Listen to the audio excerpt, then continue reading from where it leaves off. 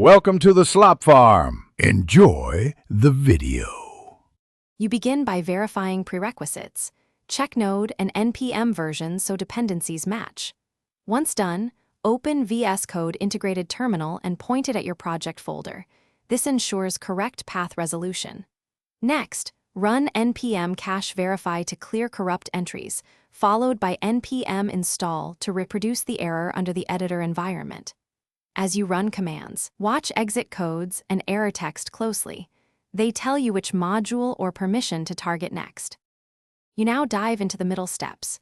Read the stack trace and identify inont, exias, or peer dependency failures so you know whether it is a file, permission, or version conflict. Then remove node modules and package lock.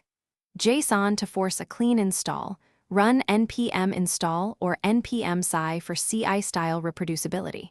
If the error is permission-related, avoid global pseudo fixes. Instead, use nvm to install node per user and rerun installs, which prevents future exias problems and keeps environments consistent. You finish by rebuilding any native modules and verifying the fix. Run npm rebuild or targeted rebuilds after changing node versions so binaries match the runtime. Make sure to rerun npm install and test your app. If errors persist, add verbose to your command to capture a detailed log, which helps pinpoint failing scripts or missing files.